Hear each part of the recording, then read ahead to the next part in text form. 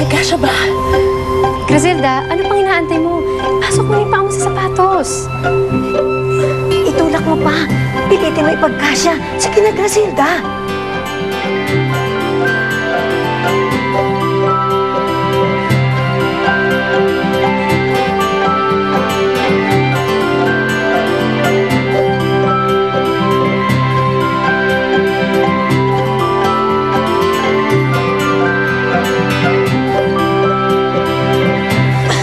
Tama na! Griselda!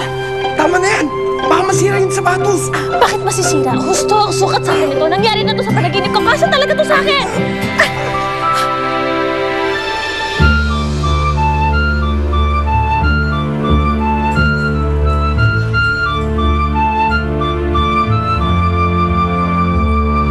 Nilalapit na ating karwahe. Dumating ng Prince Charming. Naisukat na ninyo ang sapatos.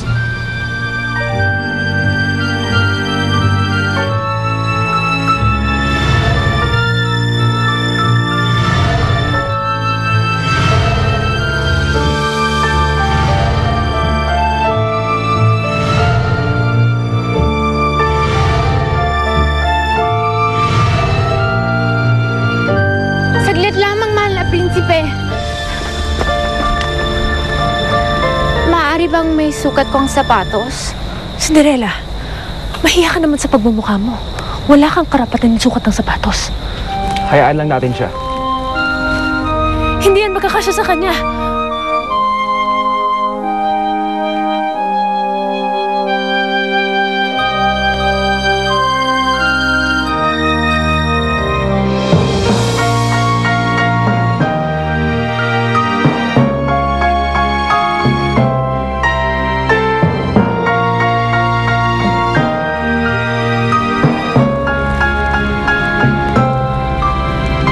Yung hinahanap ko.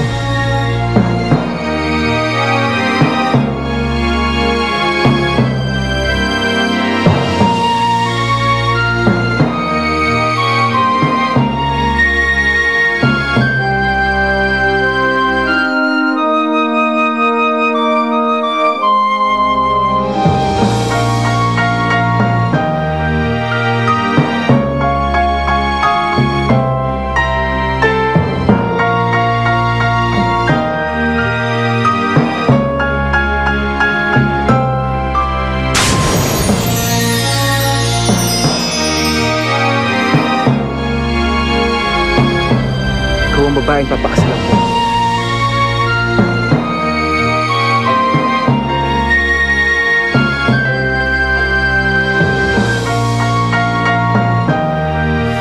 Dito maaari.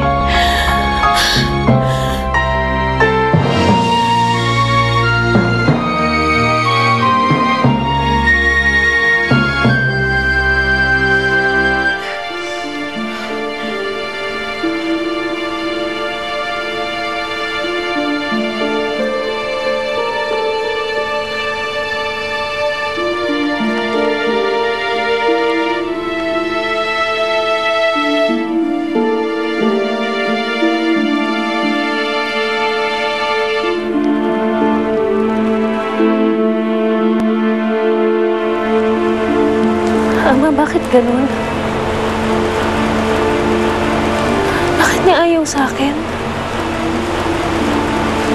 Bakit si Cinderella ang kanyang pinili?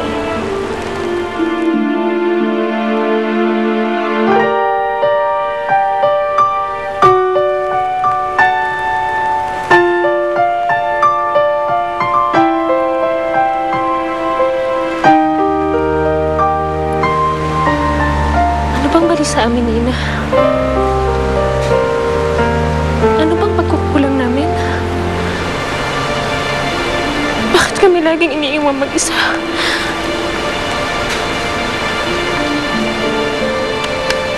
Tulog na, mahal ko, akong magbabantay sa'yo. Tulog na, nang mahimbing, huwag kang matakot sa at pagpikit ng iyong mata may Griselda?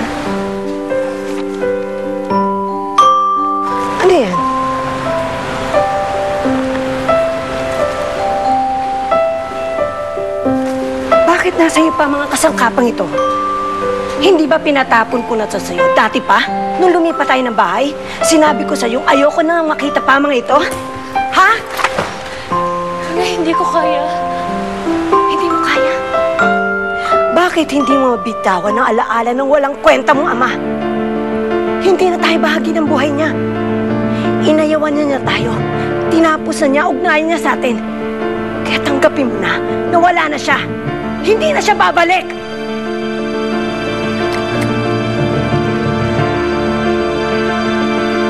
Hindi na siya babalik.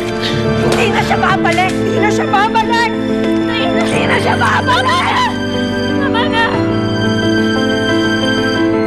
Ito na lang ang tanging takbuhan ko. Ito na lang ang tanging nakapagpapasaya sa akin. Sa ayaw naman at sa hindi, kailangan ko ang mga gamit na to.